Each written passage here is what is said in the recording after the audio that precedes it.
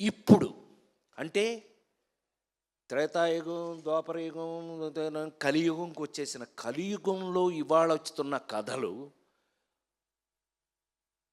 మీరు చూస్తూనే ఉన్నారు కళ్ళ ముందు.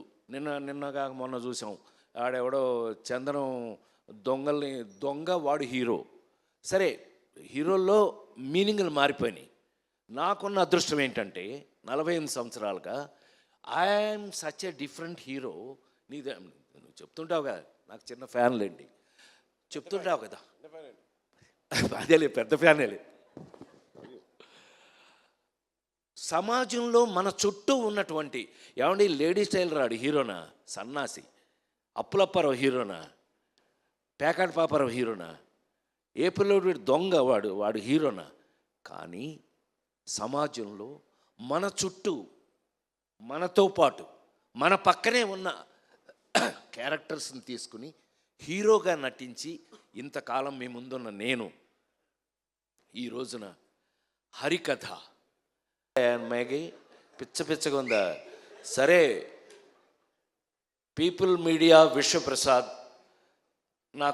నేను ఇంట్లో మనిషిని అంటే అమెరికా వెళ్తే ఇంట్లోనే భోజనం పెడతారు నాకు, ఫర్ యువర్ కైండ్ ఇన్ఫర్మేషన్. అలా కాకపోయినా we're a family friends, family, సొంత ఫ్యామిలీ. కానీ ఒక కథ, ఆ కథలో ఛాలెంజింగు, ఆ ఛాలెంజింగ్లో ఇలాంటి గ్లామర్ పక్కన ఇతను పోటీ నాకు. ఏమంటే 48 ఏళ్ళు సినిమాలో కష్టపడి చేస్తున్నా, ఉండవా చెప్పని నన్ను చేస్తుంటే వీళ్ళు పోటీ అండి. ఈ అమ్మాయి ఇప్పుడు ఇలాగుందండి, అందులో చూశారు కదండి, ఇక్కడ దాకా వేసుకుని ఈటి పట్టుకుని వచ్చింది. ఏంటి సంపేద్దా ఏంటి భయం, అసలు మామూలు కాదండి.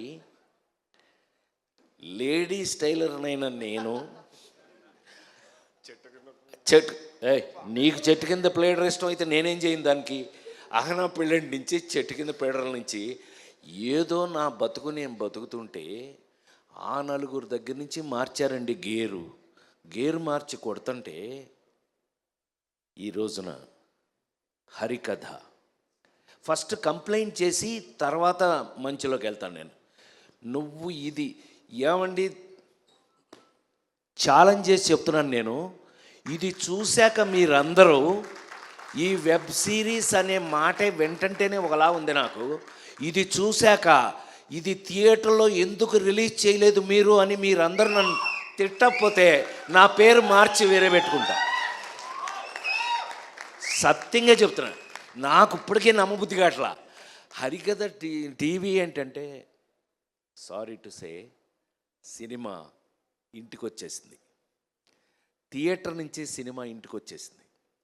నౌ సినిమా ఇంట్లోనే ఉంది. అలా తీసుకుంటే కనుక ఇంటికి వచ్చేసిన సినిమాకి ముఖ్యంగా కావాల్సిన విషయం కంటెంట్.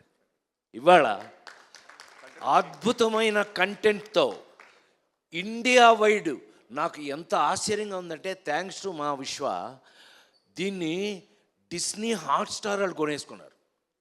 నేనేం చేయలేను, పాప నవ్వుతాడు ఏదో అంటే, ఏం చేయలేము. కానీ కంటెంట్కి, ఇందులో ఉన్న కంటెంట్ని హాట్స్టార్ వాళ్ళు కొనేసి ఇంత, మీరు చూసారో లేదో ఈ మధ్యకాలంలో మీరు కల్కి, లగ్గం వరకు యాక్ట్ చేశాను నేను. మీరు చూసిన నిన్నటి వరకు సినిమాలు, జనక అయితే కనుక అన్నీ బ్రహ్మాండంగా చూశారు మీరు. నేను లైన్లోనే ఉన్నా. కానీ నన్ను ఏమండి, ఆ చిరంజీవి కూతురు మేల్కొండ ఉండకుండా సేనాపతి అని ఒక సినిమా తీసి ఇండియాలోనే బాంబేలో ఫంక్షన్ చేశారు. Best performer of the. నేను ఎప్పుడైనా నమ్మకం ఉంటే మీరు నమ్ముతారు, నాతో చూస్తారు. ఆ నమ్మకం కరెక్ట్గా ఉందంటే మీరు చెప్తారు నాకు. ఇదే ఇన్ని సంవత్సరాలుగా నాకు మీతో ఉన్న ఎక్స్పీరియన్స్. నాకు తెలిసి హరికథ అనే కథ నాకు చెప్పినప్పుడు నేను షాక్ అయ్యా. నా మీద ఎస్, అలాంటిది ఈ జనరేషన్లో, అంటే ఈ జనరేషన్ అని చెప్పగలిగిన ధైర్యం నాకుంది. 5 జనరేషన్లు దాటి వచ్చాను నేను, 5 జనరేషన్స్ దాటి వచ్చాను శ్రీరామ్. రామారావు నాగేశ్వరరావు ఒక జనరేషను, కృష్ణన్నయ్య సోమబాబు అన్నయ్య వాళ్ళది ఒక జనరేషను, చిరంజీవి నేను మేము ఒక జనరేషను, మహేష్ బాబు జూనియర్ ఎన్టీఆర్ అల్లు అర్జున్ ఒక జనరేషను. ఇప్పుడు కొత్త కొత్త కుర్రాళ్ళు మనకు పేర్లు కూడా తెలియదు, పక్కన యాక్ట్ చేస్తున్నాడు, పేర్లు కూడా జోక్ అది చేసేస్తున్నారు. చిన్న చిన్న కుర్రాళ్ళు యంగ్స్టర్స్ అంటున్నాడు, బాబాయ్ అంటున్నాం వాళ్ళని చూసి. అయినా 5 జనరేషన్లు దాటి వచ్చిన వ్యక్తిగా నా అదృష్టం లేదు, యాక్టర్గా నేను పనికొస్తానని నాకు మా వాళ్ళు రాస్తున్న క్యారెక్టరైజేషన్స్ కానీ ఏదైనా కానీ వీళ్ళతో పాటు కలిసి యాక్ట్ చేస్తుంటే ఇంకా ఫ్రెష్గా ఉండటం గొప్ప విషయం. అయితే అతి ఆశ్చర్యమైన విషయం ఏంటంటే హరికథ సినిమాలో ఎప్పుడో ఎన్టీ రామారావు గారు నాగేశ్వరరావు గారు వాళ్ళు యాక్ట్ చేసిన కథ తీసుకొచ్చి ఇవాళ రాజేంద్ర ప్రసాద్ అనే నాకు తీసుకొచ్చి తగిలించడం ఇది నాడే జోక్. నేను ఆశ్చర్యపోయా. నా అదృష్టం ఏంటంటే నాతో పాటు ఈ సినిమాలో ఒక హరిహరులు మహావిష్ణు హరి గురించి నాటకాలు వేస్తూ జీవితాంతం హరి గురించే ప్రజలకి చెప్పినటువంటి ఒక నాటకాలు వేసుకునే ఒక రంగాచారి, అతని చుట్టూ ఫ్యామిలీ. నా అదృష్టవశాత్తు సురభి నాటకం వారు నాతో జాయిన్ అవ్వటం నా అదృష్టంగా భావిస్తున్నాను. నిజంగా 140 సంవత్సరాల ఎక్స్పీరియన్స్ ఉన్న వారితో పాటు అందులో ఒక ఫ్యామిలీ మెంబర్గా నన్ను జాయిన్ చేసుకుని వారు చివరికి ఈ సినిమాలో నాకున్న అదృష్టం ఏంటంటే నా మేకప్ కూడా వారి చేత వేయించుకుని వారు నాకు మేకప్ వేసి నా ముఖంలో ఏమేమి పౌరాణికం కనపడగలదు ఇవాళ అది చూస్తే నాకు ఆశ్చర్యంగా ఉంది. ఈ ఫేస్ చూడండి, నాది శ్రీరామ్ది ఇద్దరిది. ఆ ఫేస్ చూడండి, ఆ ముఖంలో నా ఫేస్లో ఉన్నటువంటి డీటెయిల్స్, మేకప్ డీటెయిల్స్ను బయటకు లాగిన వారికి నేను కృతజ్ఞతలు తెలియజేస్తూ, వారు ఇదిగో మావాడు వచ్చాడు కూడా, మేకప్ వేసిన అతను వచ్చాడు, అద్భుతం.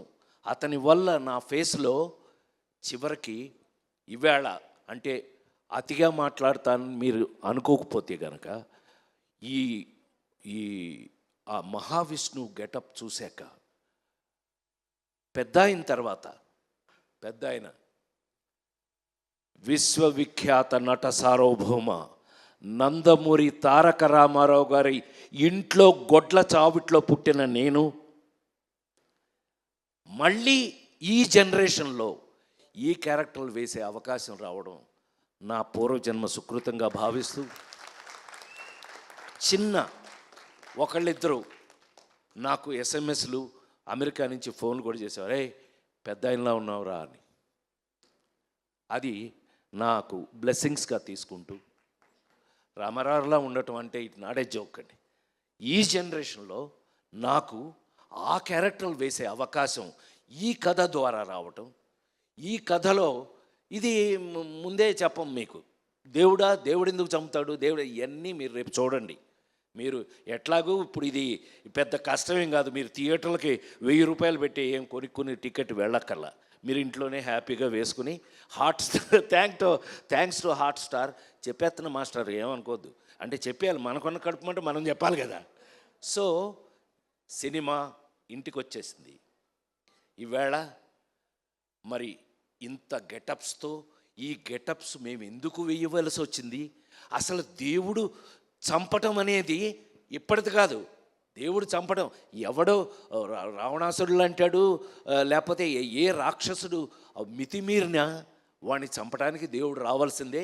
ఇది మనందరికీ తెలిసిన కథ, పిల్లలైతే కనుక మీరు తెలుసుకోబోయే కథ. దేవుడు వచ్చి చంపటం ఇందులో ఇవాళ 2024లో ఒక సినిమా తీసి డెఫినెట్గా ఇది చూసిన తర్వాత మీరు ఇది సినిమా ఏంటి థియేటర్లో ఎందుకు రిలీజ్ చేయాలో ఒళ్ళు బలిసిందో మీకు అని తిడతారు, గ్యారంటీ. అది కొంతమంది, కానీ ఇంటికి వచ్చేసింది కాబట్టి మీరు అందరూ హ్యాపీగా ఫీల్ అవుతారు. మీరు మొత్తం అందరూ ఇంటికాడ చూసే అవకాశాన్ని కలిగించిన మా పీపుల్ మీడియా, ది గ్రేట్ వాళ్ళకున్న టేస్ట్ ఏంటో మీకు తెలిసిపోతుంది. ఇవి చూస్తే అసలు మా కంపెనీకి ఉన్న టేస్ట్ ఏంటో మీకు తెలిసిపోతుంది 100%.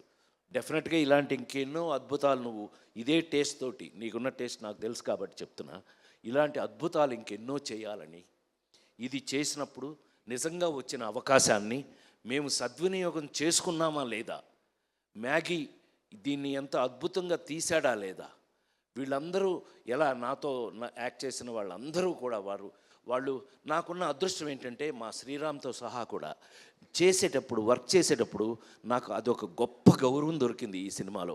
వాళ్ళకి నేను థ్యాంక్స్ చెప్పాలి, హృదయపూర్వకమైన థ్యాంక్స్ చెప్పాలి. ఎందుకనంటే వాళ్ళు చేసేటప్పుడు నాకున్న సీనియారిటీ, అంటే వాళ్ళకంటే కొంచెం ఎక్కువ కాలం పనిచేశాను కదా, నేను 45 సంవత్సరాలు నేను పనిచేశాను అని అంటే మాస్టర్ దగ్గర నుంచి వీళ్ళందరూ కూడా, మరి ముఖ్యంగా మా డిఓపి ఆయన మాకు మెస్మరైజ్ చేశాడు, మమ్మల్ని మ్యాజిక్ చేశాడు. మేము చూస్తుంటే ఇలా అనిపించేది కాదు, కానీ షాటు అదృష్టం ఏంటంటే అప్పుడు నేను హీరోగా యాక్ట్ చేసేటప్పుడు లేదు, అది ఇప్పుడు మానిటర్లు కదా, తీగానే వెళ్ళి చూడటం వెంటనే, నాకు అది బోరింగ్, అది వేరే విషయం. బట్ తీగానే mesmerising. Thank you sir Vijay, thank you so much.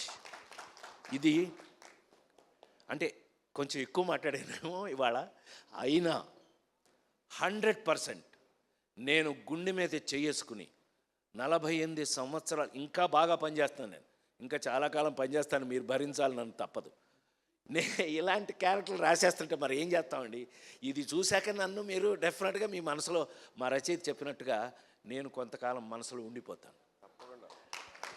అది వాళ్ళకి కృతజ్ఞతలు తెలియజేస్తూ, మ్యూజిక్ వారికి కానీ అందరికీ కృతజ్ఞతలు తెలియజేస్తూ, ప్రతి వాళ్ళు హరికథలో జరిగిన సంథింగ్ స్పెషల్ ఏంటంటే శ్రీరామ్తో సహా వీళ్ళందరూ కూడా యాక్ట్ చేసిన వాళ్ళ క్యారెక్టర్స్లో వాళ్ళు ఈ కథని ఈ పర్టికులర్గా తీసిన ఈ వెబ్ సిరీస్ని ప్రేమించి చేశారు. They loved it. వాళ్ళు ఎంత ప్రేమించి చేశారో, ఇదిగో మా ఎంఎస్ నారాయణ కూతురు, ఏమైనా నీ సంగతి చెప్పలేదనుకుంటున్నా, సంపెత్త నేను మీ నానే మోసం చేసిపోయాడు మమ్మల్ని, కూర్చో పాప మా పిల్ల ఇదంతా ప్రాజెక్ట్ నీ దగ్గరుండి అన్నీ చాలా ఇంట్రెస్టింగ్గా చేసింది. All the best for you. జీవితంలో నువ్వు ఎంతో ముందుకు వెళ్ళాలి, ఇంకా ఎన్నో గొప్ప విషయాలు చేయాలి. ఎందుకంటే మా విశ్వ లాంటి వాళ్ళు ఒక బాధ్యత ఇచ్చారు అంటే అది డెఫినెట్గా మీరు అందరు చేశాను. ఆల్ ద బెస్ట్, కూర్చో. ఇలాంటి విషయాలు ఎన్నో ఉన్నటువంటి ఇవాళ హరికథ అనే మీరు నమ్మలేరు, మీరు అది చూస్తే మాత్రం అరే అని అనపోతే మాత్రం ఇంకెప్పుడు నేను మైక్లో మీ ముందు మాట్లాడను అని మాట చెప్తూ, ఇవాళ హరికథ రాజేంద్ర ప్రసాద్ అనే ఒక నటుడి జీవితంలో ఒక అదృష్టం. ఇది నా కోసం రాయటం కానీ, నాకు రావటం కానీ, ఈ అవకాశం రావడం నేను గొప్పగా ఫీల్ అవుతున్నా. మీరు చూసే ముందే చెప్తున్నాను, నేనే ఎంతో అదృష్టంగా ఫీల్ అయ్యాను. ఎందుకు ఫీల్ అయ్యాను అనే విషయాన్ని మీరు చూడండి, చూసి నిజమేనండి మీరు చెప్పింది నిజమే అని అన్న రోజున నిజంగా నాకు గొప్ప సాటిస్ఫాక్షన్ ఉంటుంది. హరికథ నా జీవితంలో నేను ఎప్పటికీ మర్చిపోలేని ఒక గొప్ప అదృష్టంగా భావిస్తున్నాను. తప్పకుండా చూడండి, ఇంట్లోనే కాబట్టి తప్పకుండా చూడండి.